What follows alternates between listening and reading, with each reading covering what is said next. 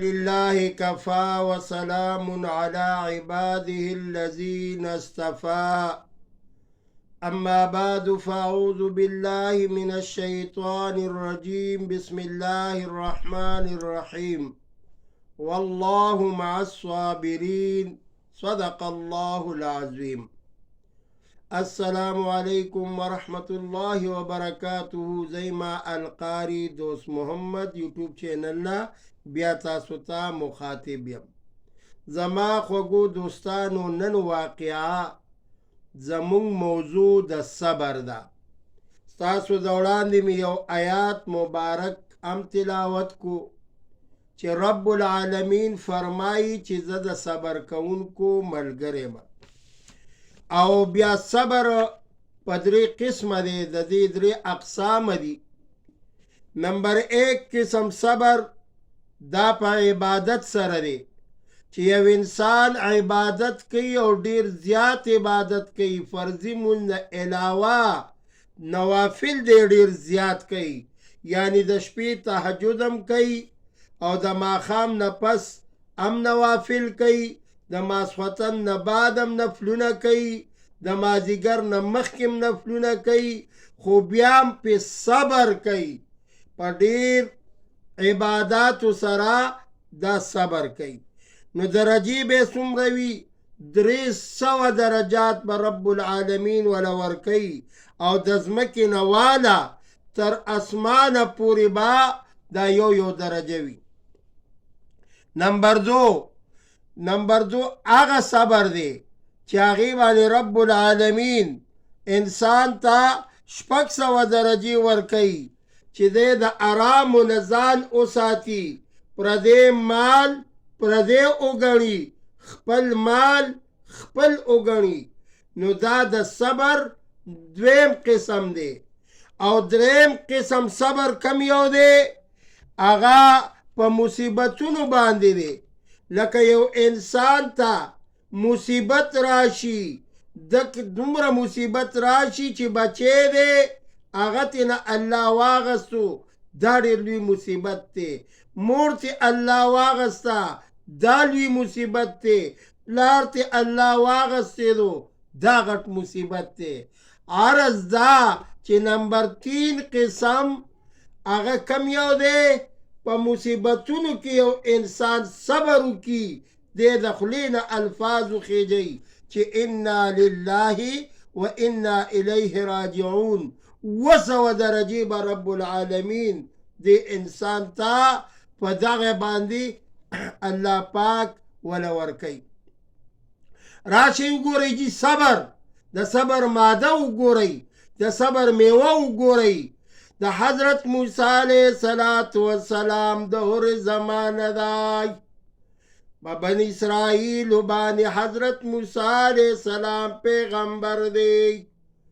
بنی اسرائیلو کې یو نوجوان دی چې هغه ډېر زیات دی خلکو ټول راجمع شو او موسی علیه السلام ته شکایات پیش کړي چې د دې نوجوان نه مونږ تنګ یو، برای مهرباني دا نوجوان دی د دې ځای نه لرې شي. موسی علیہ السلام ورته فرمائی ای زما قوما ځان نه زه خبره چریم نکومای، رب العالمین سره مناجات خبرې کومای. رب العالمین لکوی تور ته ورځم او ستاسو د ټولو دا خبره ورته وړاندې کومای. موسی علیہ السلام د الله پاک راز لکوی تور تراغی، رب العالمین ور سره خبرې کوي. موسی علیہ السلام التجا کوي اے رب کریمای، یا الله زما په قوم کې یو نوجوان دی چې د هغې نه قوم تنګ دی، یا الله د دغه ځای نه هغه لر کول غواړي. موسی علیہ السلام ته الله حکم کوي اے موسی علیہ السلام فوراً لاړ شئ او دغه نوجوان د دغه ځای نه یو ځنګل ته ولېږئ. موسی علیہ السلام چې د الله پاک راز نه راغی دغه نوجوان دغه بني اسرائیل والا نوجوان راغی او یو غار کې کېناستی دی چې نه دلته انسانان شتای نه پرندگان شتای نه نور حیوانات شتای بلکل تنهایی دی دغه نوجوان باندې رب العالمین بیماری راوستله بیمار شو دا سوال کوي چې ای پروردګارای کاش افسوس چې نن خو زما والد محترم یا والده محترمه وی ای پروردګار عالم یا می بال بچوي یا الله بیمار یم زنگل کې پروت مای په دې غار کې پروت مای یا الله زه خو دې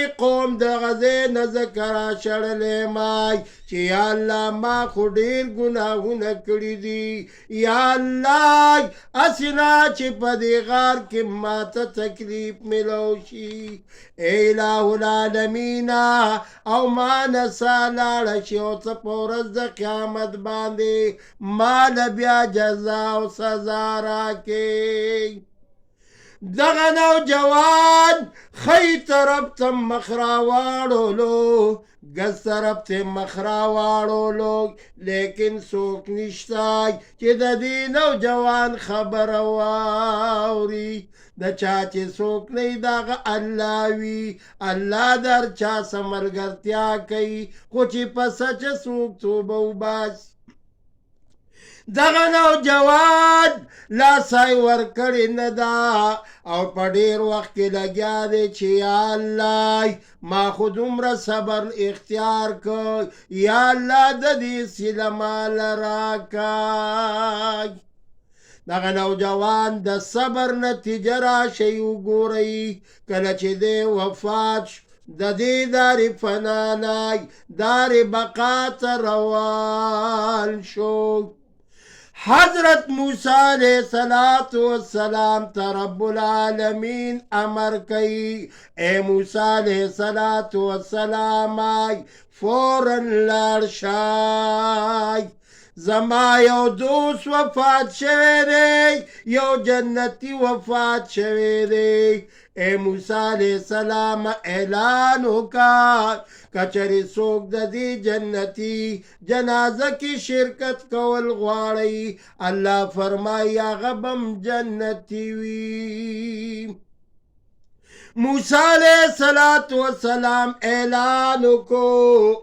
اے موسی علیہ السلام بل زما دا خبر مور غسلم ولا پخپل ورکای او جنازم پخپل ادا کای موسی علیہ السلام دا الله د امر د حکم تعمیل کئی یعنی داغی فرمان برداری کئی داغی خبر پذیر اولی اماغ معمول سر غسلم ورکای جنازم پی اکڑای طول بن اسرائیل را جمع شو چی رازی چی دا جنتی لگو گورو موسی علیہ السلام مولار دے قوم مولار دے یو توی چی دا خواغ نوجوان دے چی دلتا بیرد بد کنزلی فظلوی ناکولائی منگا قوم تینا تنگ شویو دے چرتا واپس راغلے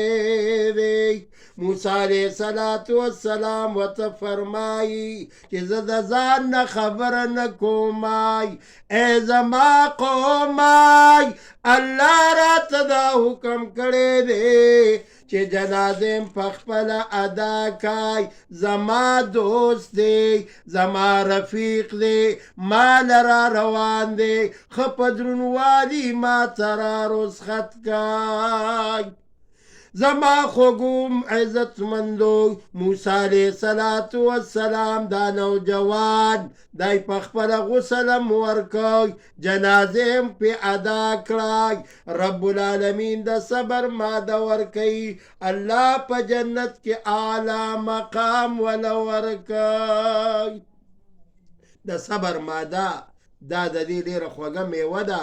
چا چې په مصیبت باندې صبر وکړو، په عبادت باندې صبر وکړو، په غریبۍ باندې صبر وکړو، نو رب العالمین به وله په ورځ د قیامت د دې جزای خیر ورکوي.